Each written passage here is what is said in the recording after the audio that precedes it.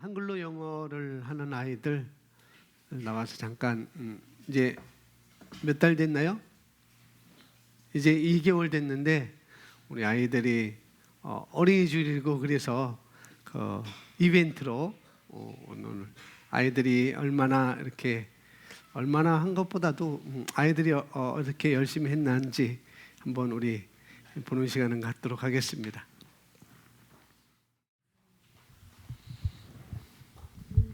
한 번씩 Hi, I am Uzi. Hi, I am Jaden. Hi, I'm Daniel. Sing, Jaden, Daniel, are you ready?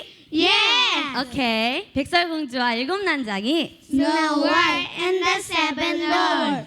白雪公主和七个小矮人。 왕과 왕비가 성에 살고 있다. The king and queen live in a castle.国王和王后住在一个城堡里。 눈 내리는 어느 날 밤이다. 一觉醒的一奈，就是一个下雪的夜晚。 아기가 태어난다. A baby born，一个婴儿出生了。 그녀 얼굴은 눈처럼 하얗다. Her face is white as snow。 그녀의 입술은 빛처럼 她的脸 빨갛다. 像雪一样白。她的脸 헐.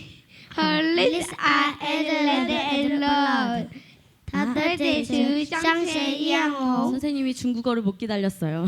그래서 그들은 그녀를 백설공주라 부른다. So they call her Snow White。于是他们叫她白雪公主。 백설공주는 매우 아름답다. She is very beautiful。白雪公主非常漂亮。 왕비가 갑자기 죽는다. The king died suddenly。王后突然死了。 왕은 새 왕비와 결혼한다. The king married a new king。国王娶了一个新王后。 왕비는 아름답다. The queen is beautiful。新王后很漂亮。 그러나 그녀는 질투가 많다. For she is jealous。但是她自信很强。 백설공주는 아름다운 소녀로 성장한다. Snow White grows into a beautiful girl。白雪公主长成了一个漂亮的姑娘。 왕비는 마법의 거울을 가지고 있다. The king has a magic mirror。新王后有一面魔镜。 거울아 거울아 벽에 걸린 거울아. Mirror mirror on the wall。魔镜魔镜长长的魔镜。Bye bye. See you next time. 오케이. 오케이. second team. I'm Elvin. Hi, I'm Bella. Hi, I'm Charles. 오케이. English. 카유. 카유에서 너희가 맡은 역할이 무엇이지? Grandmother. Mommy. Caillou. 오케이.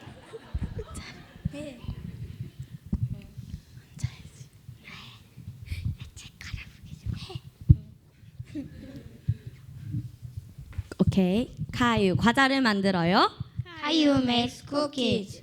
Story time kids. Now what did Caillou do today? Today's story is called Caillou makes cookies. In all upon when Caillou was just 3 years old.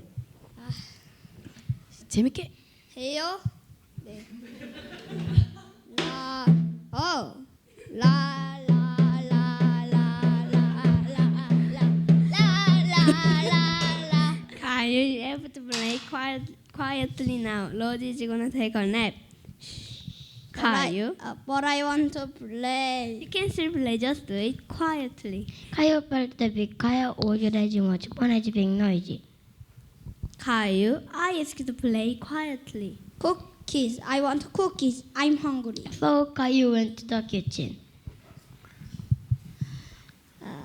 Honey. Caillou decided to make some honey cookie.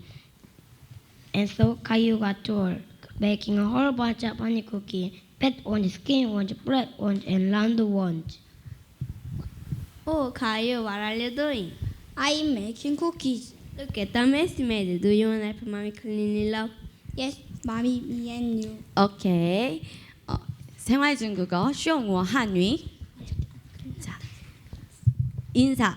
원호 아침 인사, 早上好， 점심 인사, 中午好， 저녁 인사. 晚上好， 안녕하세요. 안녕하십니까? 你好，您好， 실례합니다. 不好意思， 미안합니다. 对不起， 괜찮습니다. 没关系， 하지 마세요. 别， 제 잘못입니다. 我错了。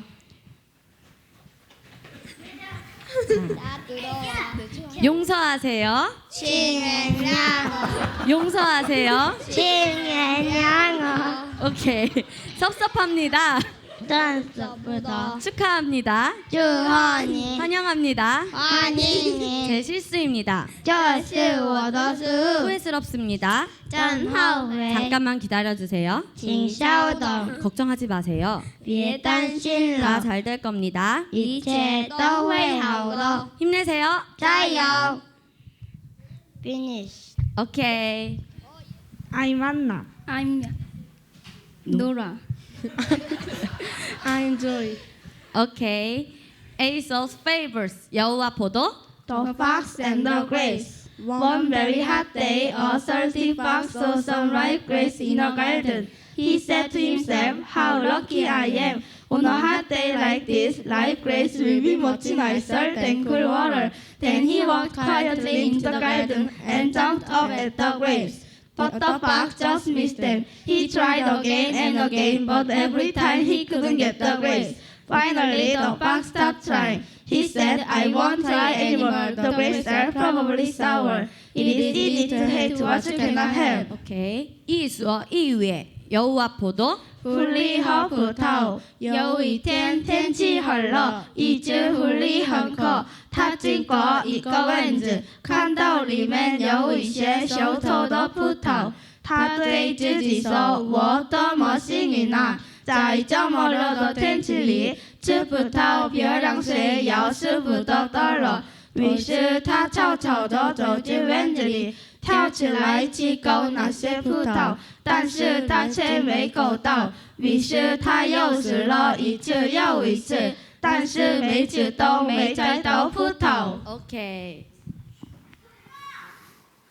이제 2개월 된 아이들이고요.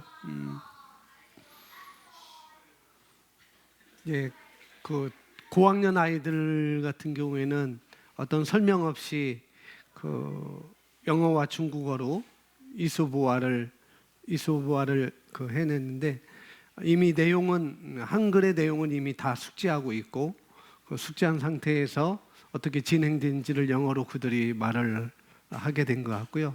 또 중국어로 이렇게 말을 하게 된 것 같고, 근데 이거 이렇게뿐만 아니라 이제 수업 시간에는 정말 이 아이들이 하나하나 물론 책의 내용을 숙지하고 입에 말하기를 하고 있지만은 제가 옆에서 들으면은 정말 이 문장을 내 생활에서 어떻게 적용할 건지 진짜 적용을 해서 그렇게 얘기를 하고 내가 배고프다 하면은 내가 배고프다는 표현을 하기도 하고 또 역할극도 하고 그런 것들을 하면서 아이들이 아주 재미있게 하는 것을 제가 옆에서 보게 됩니다. 그래서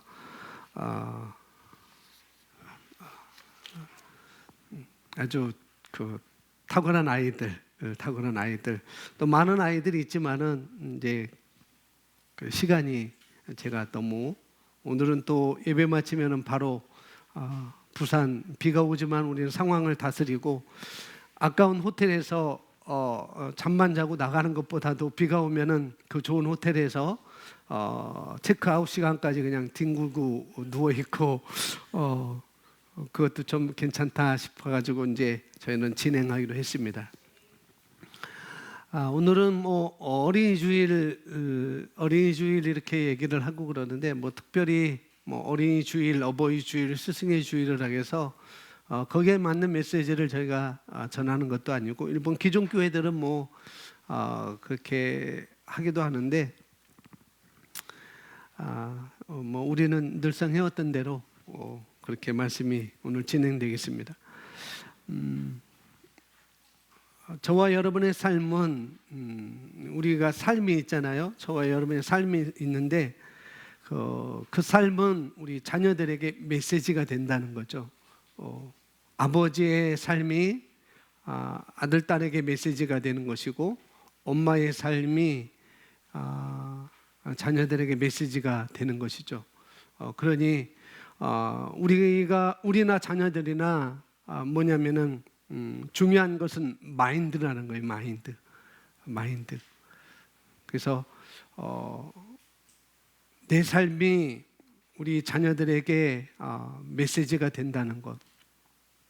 그래서 우리나 저와 여러분이나 자녀들이나 중요한 것은 마인드인데, 저와 여러분이 많은 것을 물려주지 못한다 할지라도, 우리 자녀들에게 많은 것을 물려주지 못한다 해도 가난한 마인드를 물려준다는 것은 굉장히 자녀에게 나쁜 것을 물려준다고 저는 생각이 돼요. 이제 가난한 마인드라는 것은 뭐냐면은 꼭 물질적인 우리는 돈이 없어라는 그런 마인드보다도 이 가난한 마인드는 총체적인 것을 여러분이 아셔야 되겠어요.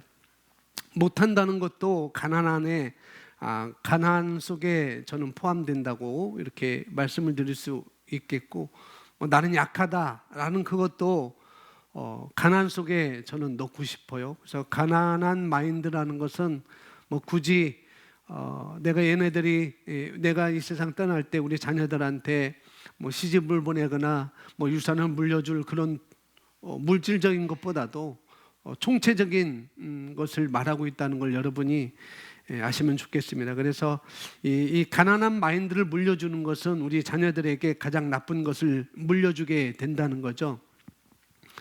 그래서 저와 여러분은 우리 자녀들에게 먼저 자꾸 다스리는 자로, 어떤 자로? 다스리는 자로 사고방식을 물려줘야 됩니다. 다스리는 자. 너는 다스리는 자야. 그리고 너는 다스리는 자이기 때문에, 그리고 너는 성공할 거고, 너는 성공뿐만 아니라 그 성공을 통해서 많은 사람들에게 유익이 되고 살아가는데 내가 준비해야 되지 않겠니? 이렇게 가야 되는 것이죠. 우리 자녀들에게 어떤 지금 현상이 여러분들에게 어떻게 될지 몰라도 우리는 그렇게 가야 되는 것이 마땅합니다. 제가 어렸을 때는 거꾸로 그렇게 말했어요. 제가 어렸을 때는 저희 부모님도 그랬고, 우리 선생님들도, 초등학교 때는 선생님들도 그랬고 그랬습니다. 내가 공부 안 하면, 우리 시골하면 너 이렇게 공부 안 하면 너는 지게를 지고 살 수밖에 없어라고 이렇게 말을 했어요. 지금은 또 육체노동을 한다고, 이게 육체노동을 한 분들을 비하하는 것이 아니고 옛날 분들이 그랬다고요. 옛날 분들이 널 공부 안 하면은 너 육체노동, 쉽게 말하면은 너 이렇게 공부 안 하면 너는 땅 파고 살 수밖에 없어, 농사 짓고 살 수밖에 없어라고 그런 말로 그렇게 아이들을 공부 안 하는 것을 그렇게 채찍질하고 그랬죠. 그래서 내가 이렇게 공부 안 하면은 너는 이렇게 육체노동, 땅을 파고 살 수밖에 없고 지게를 지고 살 수밖에 없고, 그래서 너는 가난할 수밖에 없어. 이렇게 해서 우리는 공부를 시키는 게 아니라, 아이를 공부를 시키는 게 아니라 우리는 그 아이에게 너는 많은 사람들에게 덕이 되는 삶이야. 너는 많은 사람들에게 축복을 하는 사람들, 많은 사람들을 축복하는 그런 사람으로 너는 하나님이 너를 그렇게 만들어 주셨는데, 창조주가 너를 그렇게 지으셨는데 내가 그렇게 하려면은 너는 준비를 해야 되지 않겠니? 우리는 그렇게 나가는 거죠. 공부 안 하면은 지게 지고 산다든지 땅을 파고 산다든지 우리는 그렇게 나가는 게 아니라, 우리는 창조의 원리에서 말씀에서 말하는 그가, 우리 자녀들이 어떤 자인지를 말해주고, 또 거기서 끝나는 것이 아니라 그 아이들이 나아가서 더 많은 사람들을 축복해주고 유익을 줄 수 있는 그런 자로 세움을 입었다는 것을 우리가 가르쳐야 되고, 그렇기 때문에 너는 준비해야 된다라고 이렇게 우리가 가르쳐야 되겠죠. 그래서 우리는 이렇게 가야 된다는 거죠. 우리 자녀들에게 잠시 뭐 어린이날이기 때문에 그런데 우리 자녀들에게 이렇게 가야 됩니다. 너는 다스리는 자라는 거. 너는 다스리는 자야. 다스리는 자로 계속 사고 방식을 키워주는 것이 그것이 그런 마인드가 굉장히 중요하다는 거죠. 우리 자녀들에게. 그래서 주변에 있는 사람들에게 나눠줄 것을 준비하는 자로 우리가 만들어 줘야 되는 것이죠. 그래서 너는 나눠주는 자이기 때문에, 너는 다른 사람들에게 나눠주는 자이기 때문에 준비하는 자로 너는 준비해야 된다. 너는 준비해야 돼. 내가 많이 알아야 내가 많은 사람들을 가르치지 않겠니? 내가 준비해야 많은 사람들에게 내가 일러주지 않겠느니? 내가 준비해야, 지금 내가 준비해야 내가 많은 사람들에게 유익을 주지 않겠니? 그러니 너는 많이 배워야 해.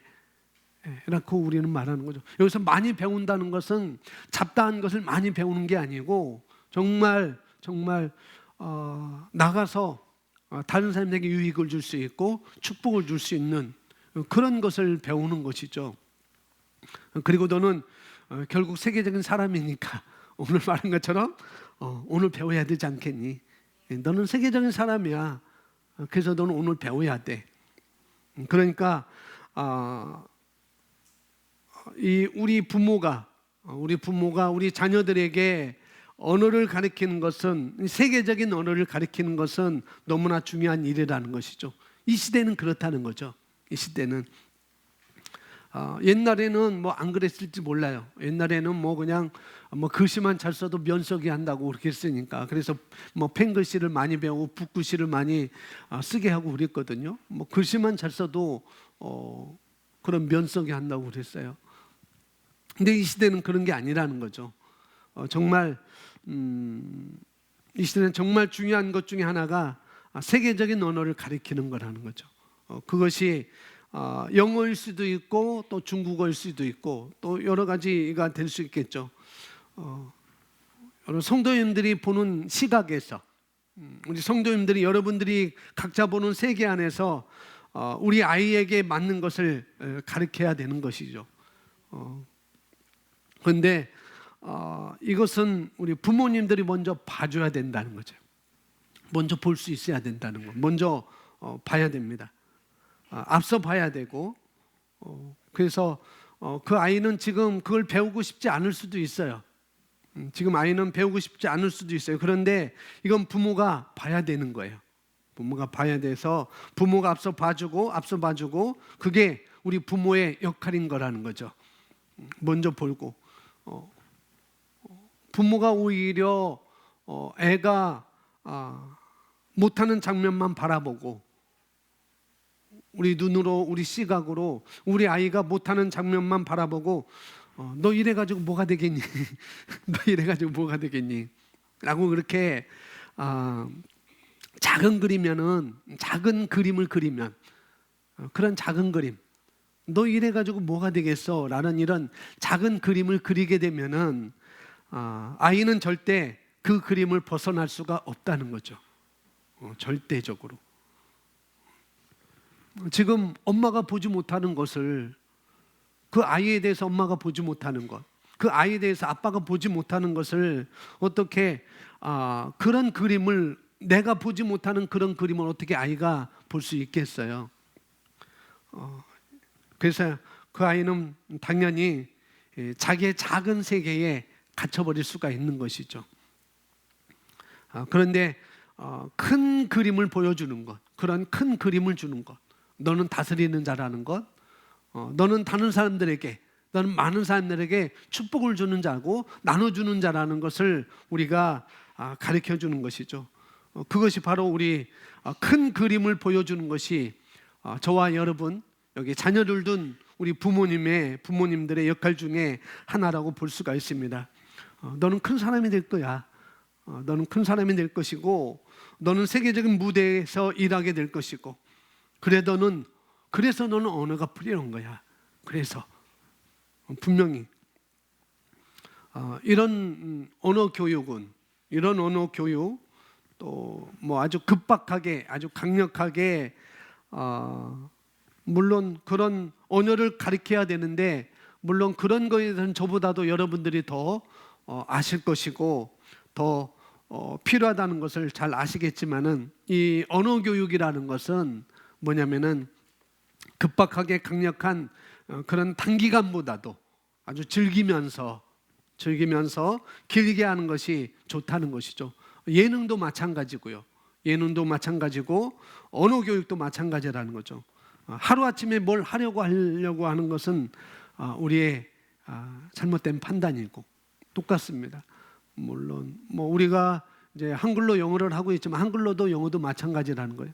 너무 하루아침에 쟤는 저렇게 나와서 말을 저렇게 잘하네, 그러지 마시고 큰 그림을 넣어주라는 거죠. 큰 그림을. 그러니까 부담이 되면 안 돼요. 애도 부담이 되면 안 되고 우리 부모도, 엄마도, 부모에게도 부담이 되면 안 되는 것이죠. 뭐 그렇다고 우리가 뭐 돈을 들여서, 많은 돈을 들여서 뭐 한 달에 뭐 300, 500을 들여서 1000만원을 들여서 아이들을 좋은 영어 학원에, 어떤 그 아이를 키울 수 있는 그런 예술적인 그런 실용 음악 학원에 우리가 보낼 수는 없는 거잖아요. 우리는 또 아이는 그것만 하고도 살 수도 없는 것이고, 우리 아이들은 그런 것입니다. 그러니까 아이가 즐기면서 자연스럽게 오랫동안 할 수 있도록, 나 하기 싫어 이런 말만 안 나오면 돼요. 이런 말만 그러면 되는 것입니다. 결국 언어는 되게 되어 있습니다. 그렇게 즐기면서 재미있게 오래 하다 보면은 결국 언어는 되게 되어 있습니다. 그 다음에는 기회가 오는 것이죠. 언어가 되면은 기회가 와요. 저도 한글로 영어를 하고 있지만은 아이들이 하는 거 보니까 제가 따라하려 하는데 저는 나오는 말이 있고 안 나오는 말이 있어요. 그래서 우리 밴드에 한글로 영어하는 우리 목회자 밴드에 이 원장님의 아들 범석 군의 요즘에 그 페이스북에 올라왔더라고요. 이제 얘가 중국에서 공부를 했고 장학생으로 중국어를 잘하다 보니까, 영어를 잘하다 보니까, 또 여러 외국어를 잘하다 보니까 얘가 중국에서 공부를 하게 됐는데 우리 대학 와라라고 해서 거기서 장학금을 받고 졸업을 하게 됐고, 이제는 한국에 와서 군대를 가야 되는데 군대도 지금은 뭐로 갔냐면은 통역병으로 갔어요. 통역병. 얘는 비행기 타고 다녀요. 비행기 타고 다녀요. 그런 꿈을 꿨겠느냐는 거죠. 그런 꿈을 꿨지도 않았는데 군인인데 비행기 타고 다닌다. 사병인데, 이병인데 비행기 타고 다닌다. 이게 상상이 돼요, 여러분. 훈련소에서 근무 나서고 말 안 들으면 얼차려나 받고 그럴 이병인데 전용 비행기 타고 다니고, 어떤 장군의 어떤 국방부 기관의 어떤 장관의 같이 비행기를 타고 다니면서, 그렇다고 장관이 호텔을 자는데 얘는 저기 뭐 펜션이나 민박을 살아라 이렇게 하겠어요? 같은 호텔 호실을 다른 데는 놔주고 그렇게 하겠죠. 왜냐면은 준비되면은 기회가 온다는 거예요. 제가 그걸 보고 깜짝 놀랐어요. 얘를 만났을 때 그런 얘기를 하지도 않았거든요. 그냥 뭐 카투사 가면 좋겠어요라고 했었는데 카투사가 아니에요. 더 좋은 곳으로 갔잖아요. 더 좋은 곳으로. 뭐냐면은 준비하고 있으면은 기회가 오게 된다는 것. 그것이 뭐 외국어든 뭐든지 다 똑같습니다. 다 똑같아요. 우리가 준비되면 기회는 오게 되어 있습니다. 뭐 다른 나라를 방문할 기회도 오게 되는 것이고, 또 연수를 할 기회가 또 오게 되는 것이고, 그런 기회는 지금 너무나 많이 있습니다. 한국에서. 그래서 준비하지 않는 사람은 그런 기회가 또 차지할 수가 없다는 것이죠. 그래서 이것은 부모의 역할이라는 거예요. 그래서 준비하게끔 하는 것, 미리 봐주는 것. 우리 아이는 세계적인 무대로 뭐든지 그것이 무엇이든지 요즘은 뭐 비빔밥도 세계적인 이게 메뉴가 됐잖아요. 비빔밥도. 그러니까 그런 다스리는 자, 마인드도 계속 그렇게 주어야 되는 거죠. 너는 다스리는 자라고. 아이들한테 마인드가 굉장히 중요하다는 거죠. 그래서 나도 그렇게 되어야 되고 또 자녀도 그렇게 돼야 되고 마인드가 그렇게 돼야 됩니다. 그래서 항상 나눠줄 것을 준비하는 자, 우리 자녀들이 그런 자로 만들어야 되는 것이죠. 그래서 특별히 우리가 받기를 좋아하잖아요. 받기를. 우리 아이들도 받기를 좋아하잖아요. 주기보다는 받기가 주기를 20%라면은 아니 주기가 10%라면은 받기는 90%일 거예요. 그래서 우리 아이들한테 우리 너희한테 받기를 좋아하는 것을 빨리 깨버려야 돼요. 어떻게 된다고요? 깨는 거 아시죠? 이거 집어 던지면 깨지잖아요. 그 아이들의 그 마인드, 받기만 좋아하는 그 마인드 빨리 깨버려야 된다는 거죠. 그 마인드를 깨버리고 반대로 뭐예요? 주는 자가 주는 마인드를 갖게 하는 것이죠. 그래서 받기를 좋아하는 사람은 결국 마이너스 인생을 살 수밖에 없어요. 받기만 하면은. 그리고 우리 공짜를 좋아하면 안 되죠. 공짜를. 1+1. 그런데 그게 다 공짜가 아니에요. 누군가 값을 다 치른 거잖아요. 누군가가. 이전에 값을 치렀든지 그 이후에 또 누군가가 값을 치르든지. 그래서 공짜는 너무 좋아하면 안 된다는 것.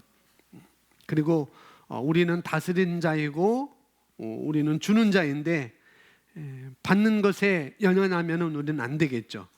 또 우리 자녀들도 그렇고요. 그래서 이 사고를 잘 가르쳐 줘야 된다는 거죠. 이 사고를. 그래서 이 아이가 그렇게 될 때 그 아이는 큰 아이로 분명히 성장하게 될 것입니다.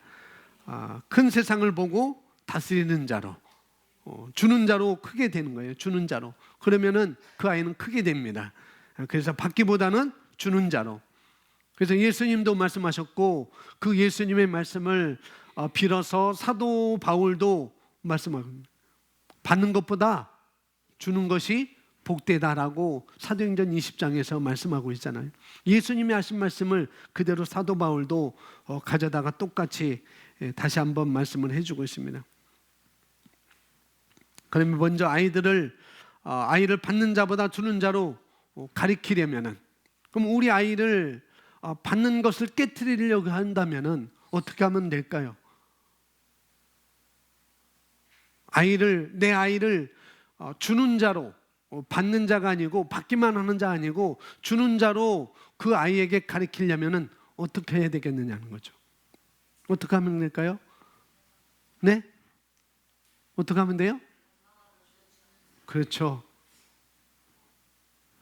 부모님이 주는 삶을 사는 것입니다. 그래서 첫 번째 제가 한 말이 저나 여러분이나 우리 삶이 메시지라는 거죠.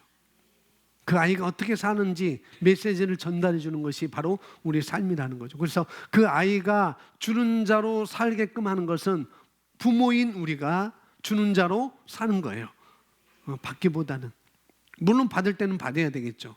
받을 때는 너무나 감사해. 그리고 또 주는 자로 내가 가기 위해서 받아야 되는 것이고, 그런 것을 우리가 먼저 해야 되는 것입니다. 내 자신을 변화시키면, 주는 자로 내 자신을 변화시키면, 다스리는 자로 내 자신을 변화시키면 분명히 자연스럽게 아이는 그런 모습을 갖게 될 거라는 거죠. 그런 거예요. 그런 가치, 그런 것을 가리키는 것이 바로 우리 부모의 역할이라는 것을 우리가 알았으면 좋겠습니다. 그런데 절대 비교하지 마시고, 그래서 우리 자녀의 미래는 운명에 달려있지 않다는 걸 알아야 됩니다. 너 운명이니까 그렇게 살 수밖에 없어, 그게 아니라는 거죠. 자연인은 운명을 믿어요. 운명을. 우리 한국에서 대체적으로 큰 기업들이 신입사원을 뽑는데 그것이 뭐 지금은 모르겠지만은 한 2년 전만 해도 그게 이슈가 됐었습니다. 2년 전, 뭐 1년 전만 해도 그게 이슈가 됐어요. 대기업들이 새로운 신입사원을 뽑는데 그 면접장소에서 누가 있느냐? 관상쟁이가 있다는 거예요. 그래서 면접 들어오는 면접 들어오는 신입사원들 면접 보는데 먼저 다 훑어보고 관상쟁이가 체크를 하는 거죠. 관상을 보는. 관상쟁이, 그게 나쁜 말이 아니에요. 전문가라는 용어를 제가 쓰고 있는 것입니다. 이 관상을 보는 사람을 옆에다 앉혀놓고 면접을 보게 하는 거죠. 그래서 회사 사람들은 인사관리 사람들은 이 사람의 이력과 스펙과 여러 가지 성품을 자기 개발과 어떤 사고방식을 갖고 있는지를 살펴보지만은 이 관상을 보는 사람은 철저하게 그 사람 관상만 본다는 거죠. 그래서 이 사람의 관상은 회사를 말아먹을 관상이야 하면은 X가 되고, 이 사람은 회사에 도움될 수 있는 사람이 하면은 세문을 쳐놓던지 빨간표를 해놓던지 그런다는 거죠. 아무리 이력이 좋고 아무리 서울대 나오고 S대 나오고 그런다 할지라도 관상이 안 좋으면은 일단은 이순위가 된다는 거예요. 이순위가. 근데 그런 관상을 봐주는 관상을 보는 그런 사람들이 과연 삶은 제대로 살고 있는지 또 그렇지도 않다는 거예요. 또 그렇지도 않다는 거예요. 그래서 사실 운명이라는 것은 우리가 만들어가는 것입니다. 운명은 만들어가는 거예요. 하나님은 우리에게 이미 하신 일을 다 하셨어요. 예수님은 이미 우리에게 하실 일을 다 하셨어요. 그 운명을 하나님은 그렇게 우리 운명을 그렇게 만들어 놓으셨지만은 그것을 만들어가는 것은 우리라니까요. 그래서 운명은 만들어간다고 말씀을 드릴 수가 있어요. 어떻게 선택하느냐, 무엇을 선택하느냐, 내가 누구이고 무엇을 가지고 있고 무엇을 할 수 있는지를 내가 올바르게 인식하고 우리 자녀들이 인식하게끔 해서 그 삶을 살도록 하는 것. 그러면은 하나님께서 우리에게 정해진 그 운명은 우리가 스스로 찾아가는 것이죠. 그것은 우리 부모의 역할이라는 것입니다. 아멘. 그렇습니다. 이런 것을 잘 새겨서 자녀들 양육하시기 바래요. 이런 걸 잘 새겨서. 그래서 어린이주일이라 간단하게 벌써 15분이나 지났네요. 그래서 오늘 보겠습니다. 자, 오늘 말씀은 아주 간단합니다. 첫 번째 성찬의 의미가 무엇인지 말씀해주고 있고, 그 다음에 성찬을 참여하는데 우리 태도가 어떤 태도여야 되는지를 이 두 가지를 딱 말씀해주고 있어요. 자, 베드로후서 1장 4절. 성경은 원래 고린도전서 11장 20절에 27절 말씀이지만은 여러분 찾아보시면 되겠고요. 자, 베드로후서 1장 4절 말씀 우리 함께 있습니다. 이로써 그 고배롭고 지극히 큰 약속을 우리에게 주사 이 약속으로 말미암아 너희가 정욕 때문에 세상에서 썩어질 것을 피하여 신성한 성품에 참여하는 자가 되게 하려 하셨느니라. 아멘. 그렇죠. 조금 전에 운명이라는 것, 우리를 신성한 성품에 참여한 자로 만드셨어요. 이게 우리 삶이라는 거죠. 우리 인생이라는 거죠. 자, 우리가 이 땅에 살고 있잖아요. 우리는 하늘에 속해 있지만은 이 땅에 속한 자가 아니지만은 우리는 이 땅에서 살고 있습니다. 그런데 우리가 이 땅에 있다면, 이 땅에만 있다면, 죄의 본성으로 가지고 있다면은 그런 생명을 가지고는 이 땅에서 뭐라고 하는가? 존욕 때문에 우리가 이 땅에 있다면 죄의 본성으로 가지고 있다면은 여기서 말인가? 이 땅에서 존욕 때문에 세상에서 썩어질 수밖에 없다라고 말씀하고 있어요. 그런데 하나님께서 저와 여러분에게 신성한 성품에 참여하도록 하셨습니다. 이게 축복인 거예요. 이 땅에서는 정욕 때문에 썩어질 수밖에 없는 그런 삶을 살 수밖에 없는 우리 인생인데, 그런데 하나님께서 우리에게 약속을 주셔서 예수 그리스도를 통해서 하나님께서 우리에게 신성 성품에 참여하도록 하셨습니다. 우리는 거기에 참여했습니다. 자, 내용 보시겠습니다. 당신이 거듭났을 때 성찬식에 참여하는 것은 당신의 권리일 뿐만 아니라 의무이기도 합니다. 성찬에 참여하는 것은 권리이고 의무라는 거죠. 그리스도인으로서 우리는 반드시 성찬에 참여해야 됩니다. 왜냐하면 이는 그리스도의 몸과 피에 참여하는 것이기 때문입니다. 고린도전서 10장 6절 말씀 고백합니다. 우리가 축복하는 바 축복의 잔은 그리스도의 피에 참여함이 아니며 우리가 떼는 떡은 그리스도의 몸에 참여함이 아니냐. 아멘. 위의 구절을 통해 우리는 축복의 잔이 실제로 그리스도의 피에 참여하는 것임을 깨닫습니다. 축복의 잔은 우리를 그리스도의 피와 하나가 되게 합니다.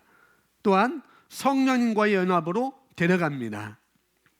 마찬가지로 우리가 떼는 떡은 그리스도의 몸에 참여하는 것입니다. 이 의미는 우리가 그리스도의 몸과 피에 참여하는 자들이라는 뜻입니다. 우리는 그리스도의 신성한 성품에 신성에 참여하는 자들입니다. 성경이 우리가 하나님의 성품에 참여하는 자, 곧 하나님과 같은 종류의 사람이라고 말씀하는 것은 놀라운 일이 아닙니다. 우리는 주님과 하나입니다. 그 의미는 주님의 승리가 곧 우리의 승리요, 주님의 능력이 곧 우리의 능력이라는 뜻입니다. 사도 바울이 우리가 그분의 충만 안에서 충만하다고 선포한 것은 당연합니다. 고백합니다. 우리가 무슨 일이든지 우리에게서 난 것 같이 스스로 만족할 것이 아니니 우리의 만족은 오직 하나님으로부터 나느니라. 아멘. 다른 말로 하면 당신이 그리스도 안에 있기 때문에 더 이상 당신에게 불가능이라는 없다는 말입니다. 당신은 끝없는 승리의 삶 안으로 들어왔습니다. 당신이 성찬식에 참여할 때마다 항상 주님과 하나 된 것을 의식하십시오. 여기 보니까 고린도후서 3장 5절에 나와 있습니다. 우리가 무슨 일이든지 우리에게 난 것 같이 스스로 만족할 것이 아니니 우리의 만족은 오직 하나님으로부터 나느니라. 여기 만족이라는 단어가 다른 말로 하면 공급이라는 단어로 바꿀 수 있어요. 만족이라는 단어를 공급이라는 단어로 바꿀 수 있습니다. 그래서 우리가 어떤 것이든지 우리가 뭔가 하는데, 우리가 무언가를 하는데 나로 말미암는 것이 아니라 내 안에 계신 그리스도로 말미암아 하는 거라는 거죠. 그런 뜻이 되겠습니다. 그래서 우리가 성찬에 참여하는 것은 첫 번째로 그리스도의 피에 참여하는 것이고, 그 다음에 그분의 몸에 참여하는 것인데, 바로 우리 성령님과 연합으로 데려간다라고 말씀하고 있습니다. 이제 성찬식을 우리가 하게 되는데, 그 성찬식은 그리스도의 피에 참여하는 것이고 그리스도의 몸에 참여하는 것인데, 또 다른 것은 성령님과의 연합으로 우리를 데려간다고요. 그렇게 말하고 있습니다. 그리고 그리스도의 신성한 성품으로 데려간다, 참여한다라고 말씀하고 있고, 그 다음에 승리의 삶 안으로 우리는 들여왔다라고 말씀을 하고 있습니다. 성찬의 의미는 단지 예수님의 십자가의 죽으심만 우리가 생각하는 것이 아니라, 이런 너무나도 우리가 승리의 삶 안으로 들어왔다는 것, 그것을 말해주고 있는 것이죠. 그래서 결국은 이 말은 그분의 죽으심과 우리가 동일화되고 그분의 부활하심과 동일화되고, 그 다음에 이제 하나님께서, 예수님이 하나님 보호자 우편에 앉아 계시잖아요. 어떻게 앉았으냐? 권세의 자리에 앉아 계십니다. 예수님이. 그렇다고 하면은 이 말은, 이 성찬이라는 것은 그분의 죽으심과 우리가 동일화되는 것이고, 그분의 부활하심과 동일화되는 것이고, 또 하나는 우리가 권세의 자리에 있기 때문에 우리가 곧 승리자라는 거예요. 예수님이 그 권세의 자리에 있는 것처럼 우리가 권세의 자리에 있기 때문에 우리는 승리자라는 것입니다. 그래서 예수님의 승리가 곧 우리의 승리가 되었습니다. 그래서 우리가 성찬에 참여할 때마다 항상 주님과 하나라는 것, 주님과 하나라는 것, 동참해서 하나가 되었다는 것을 인식하라는 것을 오늘 말씀을 해주고 있습니다. 그래서 성찬의 의미, 성찬에 참여하는 것은 어떤 것인지 이제는 그 성찬에 참여하는 태도에 대해서 이제 후반부는 또 말씀하고 있습니다. 읽으면 당신은 아마 이렇게 물을지도 모릅니다. 죄를 지은 그리스도인은 어떤가요? 그 사람도 성찬식에 참여할 수 있습니까? 분명히 그렇습니다. 그는 죄를 즉시 회개하여 성찬식에 참여할 기회를 놓치지 말아야 합니다. 왜냐하면 예수님께서 그 사람의 죄를 제거하기 위해 피를 흘리셨기 때문입니다. 하나님께서 요구하신 것은 다만 누구도 합당하지 않는 태도로 성찬식에 참여해서는 안 된다는 것입니다. 하나님께서는 죄를 지었을 때는 성찬을 하지 말아라 라고 말씀하지 않으셨습니다. 하나님께서는 이렇게 말씀하셨습니다. 함께 고백합니다.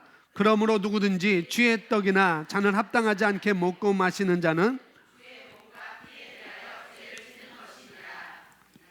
사도 바울은 성찬식에 참여하러 올 때마다 보여주는 몇몇 고린도 교인들의 존중하지 않는 태도에 대해 책망했습니다. 초대교회로 돌아가 보면 당시 믿는 자들은 그들이 애찬 혹은 자선연이라 부르는 것을 가졌습니다. 사도 유다와 사도 베드로도 이에 대해 말씀하고 있습니다. 애찬을 위해 모일 때마다 그들은 성만찬도 가졌습니다. 그런 연회가 있을 때에는 모두가 다른 믿는 자들과 나눠 먹기를 위한 음식을 가져오도록 되어 있었습니다. 하지만 그들 중 어떤 형제들은 가져올 만한 음식이 없었습니다. 그런데 음식을 가져온 몇몇 형제들이 다른 형제들이 도착하기도 전에 서둘러 자신의 음식을 먼저 먹었습니다. 그들은 기다렸다가 자기들이 가져온 음식을 먹을 것이 없는 다른 사람들과 나누어야 한다는 사실을 생각하지 않았습니다. 그런 이유로 사도 바울은 너희가 먹고 마실 집이 없느냐? 너희가 하나님의 교회를 업심여기고 빈궁한 자들을 부끄럽게 하느냐? 내가 너희에게 무슨 말 하랴? 너희를 칭찬하라? 이것으로 칭찬하지 않노라라며 그들을 꾸짖었습니다. 사도 바울은 성찬 식탁에서 그러한 태도는 존중하지 않는 태도이므로 자제해야 한다는 것을 깨우쳐 주었습니다. 나아가 그는 고린도 교회들의 행동의 부당함에 대해 누구든지 주의 떡이나 잔을 합당하지 않게 먹고 마시는 자는 주의 몸과 피에 대하여 죄를 짓는 것이니라 라고 성령을 힘입어 말했습니다. 성경이 누구든지 합당하지 않은 자가 주의 떡이나 잔을 마시면 이라고 말하지 않았음을 주목하십시오. 합당하지 않다는 것은 그 사람이 그 떡을 먹고 잔을 마실 자격이 없다는 뜻입니다. 그러나 합당하지 않게라고 말한다면 그것은 태도, 즉 당신이 성찬에 참여하는 방법과 방식에 관해 말하고 있는 것입니다. 성찬은 존중하는 태도로 이루어져야 합니다. 또한 성의 없고 불손한 태도로 성찬에 참여하거나 성찬을 격히 여겨서는 안 됩니다. 성찬의 영원한 의의를 인식하고 항상 존중하는 태도로 참여하십시오. 아멘. 우리가 성찬에 참여하는 것은 그분의 신성, 그분의 신성한 성품에 참여하도록 했다고 베드로후서 1장 4절에 말씀하고 있고, 그분이 하신 일에 우리가 동참하는 것입니다. 신성한 성품에 참여하는 것이고 그분이 하신 일에 우리가 동참하는 것이기 때문에 결국 우리가 주님의 승리에 동참하게 되는 것이죠. 내가 주님의 승리에 동참하게 되는 것이 그 승리에 내가 동참하는 거구나. 주님의 승리에 내가 동참하는 거구나. 이런 의식을 다시 새롭게 하는 기회를 우리가 잡으라고 사도 바울은 말하고 있는 것이죠. 오늘 내용에서 말했습니다. 고린도전서 11장 27절에 나와 있는데 성찬에 합당하지 않게 하면, 그렇기 때문에 너희가 성찬에 합당하지 않게 참여하면, 예전엔 그렇기 때문에 너희 중에 아픈 자가 있고 일찍 자는 자, 다른 말로 일찍 죽는 자도 있다고 말하기 때문에 그것을 우리가 잘못 해석해서 예전은 그랬습니다. 우리가 성찬을 잘못 참석하면 아프고 또 연약하고 일찍 죽을 수도 있겠구나라고 그런 개념 때문에 성찬에 합당하지 않은 것은 죄가 있는 상태고 또 율법적으로 접근하는 그런 경우가 많이 있었습니다. 그래서 죄가 있는 상태에서 성찬을 하면 안 되는구나, 성찬하면 안 되는구나, 이런 생각들이 교회 안에서 가르쳐지기도 했고 또 우리가 또 그렇게 배우기도 했었습니다. 이 복음을 정확하게 알지 못할 때는 저도 그랬죠. 일주일 동안 여러분이 살면서 그렇게 성실하게 그렇게 말씀과 벗어나지 않고 말씀에 벗어나는 그런 일을 많이 했다고 한다면은 이 성찬에 참여하지 않는 것이 합당합니다라고 저도 그렇게 가르쳤어요. 모를 때는. 근데 그게 아니라는 거죠. 그게 아니라는.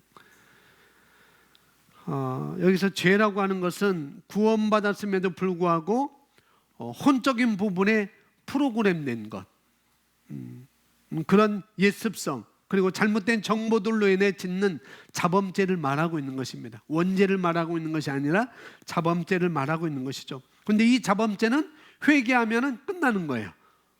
회개하면. 그래서 오늘 내용에서도 빨리 회개하라고 이렇게 말하고 있잖아요. 그래서 성찬에 그 죄 자체가 우리를 참여하게 못하는 것은 아니라는 거죠. 오히려 성찬에 참여하는 태도라고 말하고 있습니다. 어떤 태도냐? 성찬의 바른 태도는 뭔가 이렇게 이야기하면서 맨 마지막 줄에 어떻게 존중하는 태도로 성찬에 참여해야 된다라고 말하고 있습니다. 사도 바울은 그 당시 성찬의 배경에 대해서 말씀하고 있어요. 쭉 20절에서 고린도전서 11장 20절에서 그 이후부터 계속 이 성찬의 배경에 대해서 말씀을 하고 있습니다. 성찬을 할 때 그들이 각각 모여서 음식을 가져오죠. 교회로 음식을 가져옵니다. 누구나 할 것 없이 교회 안에서 음식을 가져와서 또 같이 모여서 먹고 애찬하고 성찬을 하게 되었습니다. 그런데 음식을 가져온 어떤 사람들이, 먼저 온 사람들이 음식을 같이 나눠 먹어야 되는데, 애찬을 해야 되는데, 그들이 가져온 음식을 먼저 배고프다고 시장하다고 다 먹어버린 거예요. 근데 음식을 가져오지 못한 사람들도, 그런 성도들도, 그런 신도들도 있었다는 거죠. 그들을 위해서 함께 나눠 먹어야 되는데 자기들만 먹어버렸으니까. 근데 이 사람들이 와서 먹어야 되는데 먹을 것이 없으니까 안 좋았다는 거죠. 또 분리되고 서로 싸우기도 하고 태도가, 그러면서 성찬을 하게 되니까 존중하는 태도가 안 됐던 것이죠. 상대방을, 남을 존중하는 태도가 안 됐던 거예요. 남을 배려하지 않고, 그래서 너희 지체된 사람들을 존중하지 않고 배려하지 않고, 그런 사람들은 집에서조차 먹을 것이 없는 사람들이지 않느냐. 여기 와서 함께 먹으려고 했는데 너희가 다 먹어버렸어. 너희가 너무 그들을 배려하지 않고 한 것은 잘못된 것이다 라고 이렇게 말하고 있는 거죠. 그거는 존중하는 태도가 아니야 라고 말하면서 이것은 옳지 않아 라고 이렇게 말하고 있는 것이죠. 우리가 성찬을 한다면은 기본적으로 우리가 메시지를 우리가 여기서 읽었듯이 그리스도의 성품에 우리가 동참하는 것, 그리고 그리스도의 생명에 동참하는 것을 말하고 있는 것입니다. 또 우리가 그의 떡과 피를 마신다는 말은 그분이 어떤 일을 하셨고 또 지금 어떤 자리에 계신지를 우리가 총체적으로 하는 얘기기도 한 거라는 거죠. 그래서 그 몸에 참여하는 것이기 때문에 그 몸은 그리스도는 살아계시고 또 살아계시는데 그분은 우리의 머리시고 또 그분은 권세 자리에 앉아 계시고, 그래서 우리 교회들이 그분의 몸을 이루고 있습니다. 우리는 그분의 다 지체라는 것이죠. 그래서 교회가 한 몸으로 기능한다는 것을 우리가 기억하는 거예요. 성찬을 할 때 우리는 한 몸으로 기능하는 거구나. 기능하는 거구나. 그걸 기억하는 것이고, 또 내가 그리스도의 몸이기 때문에 그리스도의 지체이기 때문에 그리스도는 지금 우리를 통해서 나타나고 계시다는 것. 그래서 우리가 그리스도로 말미암아 기능하는 것, 그렇게 다시 되뇌이는 것이 바로 성찬의 의미가 되겠습니다. 그뿐만 아니라 우리가 성찬할 때 합당하게 먹고 마시는 것은 몸을 분별해야 된다고 말하고 있어요. 그래서 우리가 나의 삶의 태도가 옆 사람을 배려하고, 또 우리가 같이 지체된 사람들을 배려하고 그렇게 살아가고 있는 사람인가? 내가 그런 사람인가? 지체된 나의 사람, 셀 멤버, 셀 리더, 팀 리더를 내가 배려를 하고 있는가? 배려하고 있는가? 그렇게 살아가는 사람인가? 아니면은 분리시키고 나눠지게 하고 그렇게 사는 삶인가? 그걸 우리가 다시 한번 되뇌이는 거는 거죠. 만약에 내가 내 지체된 우리 팀 멤버들을, 셀 멤버들을 배려하지 않고 나눠주지 않고 그런 삶을 살고 있다면은, 내가 후자라면은 서로 나눠지게 하고 또 분리하게 하고 그런 일에 내가 사용되고 있다고 한다면은 그 사람은 그 사는 삶과 성찬과는 너무 반대되는 삶을 살고 있기 때문에 도리어 이제는 존중하는 태도로 남을 배려하고 나눠주는 삶을 살고 성찬에 참여하는 것이 마땅하다라고 이렇게 말씀을 하고 있는 것이죠. 그래서 우리가 성찬하면서 우리 자신을 되돌아볼 때, 우리 자범죄보다도, 내 자범죄보다도 근데 이 자범죄는 우리가 깨달을 때 바로바로 회개하면 되는 것입니다. 그러나 성찬할 때는 내가 정말 그리스도의 몸으로서, 그리스도의 지체로서 한 몸으로 잘 기능하고 있는지, 내가 그 사람과 한 몸으로 잘 기능하고 있는지, 그런 부분을 다시 한번 상고해보고 고치고 하면은 우리가 성찬을 가장 아름답게 우리가 참여하는 거라고 볼 수가 있습니다. 그래서 성찬의 영원한 의의를 우리가 인식하는 거예요. 의의. 그리고 항상 존중하는 태도로 참여하라라고 이렇게 우리에게 말씀을 하고 있는 것입니다. 자, 우리가 기도문을 읽고 오늘 말씀을 가지고 우리가 성찬에 감사하고 성찬의 의미를 되새기는 시간을 갖도록 하겠습니다. 우리 기도문 함께 읽겠습니다. 사랑하는 아버지, 저를 새로운 피조물로 만드시고 그리스도의 신성한 생명에 참여하는 자, 나눠주는 자, 함께하는 자가 되게 하시니 감사합니다.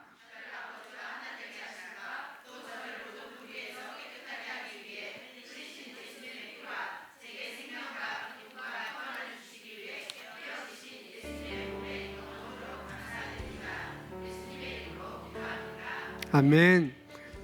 우리 잠시 기도하겠습니다. 우리 기도할 때 우리 성찬 하시는 분들은 나와서 성찬 준비하시면 우리 기도하겠습니다. 성찬에 앞서서 오늘 말씀을 되새기면서 우리 함께 이런 묵상으로 영으로 이 시간 기도하면 되겠습니다. 기도합니다. 하나님 감사합니다.